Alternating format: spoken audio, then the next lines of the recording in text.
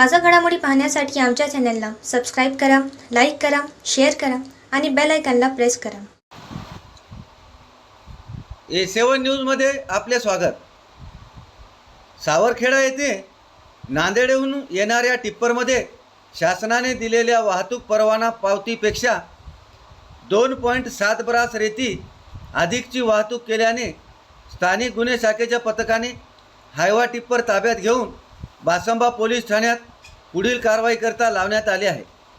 दिनांक 26 जून रोजी स्थानिक गुन्हे शाखेचे सहाय्यक पोलीस निरीक्षक शिवशाम घेवारे यांचे पथक पेट्रोलिंग करीत असताना मिळालेल्या गोपनीय माहिती आधारे सावरखेडा येथून नांदेडहून येणारे टिप्पर क्रमांक MH21 BH 0804 या वाहनाला थांबविण्यात आले.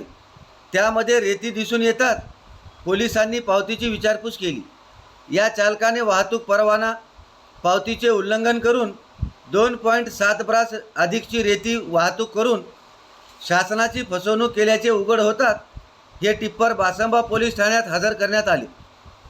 सदरची कारवाई पोलीस अधीक्षक जी श्रीधर, अप्पर पोलीस अधीक्षक अर्चना पाटील, स्थानिक गुन्हे शाखेचे पोलीस निरीक्षक विकास पाटील यांच्या मार्गदर्शनाखाली सहाय्यक पोलीस निरीक्षक शिवशाम घेवारे, पोलीस अंमलदार नितीन गोरे, हरिभाऊ गुंजकर, नरेंद्र साळवे, आजम प्यारेवाले, प्रशांत वाघमारे यांच्या पथकाने केली आहे.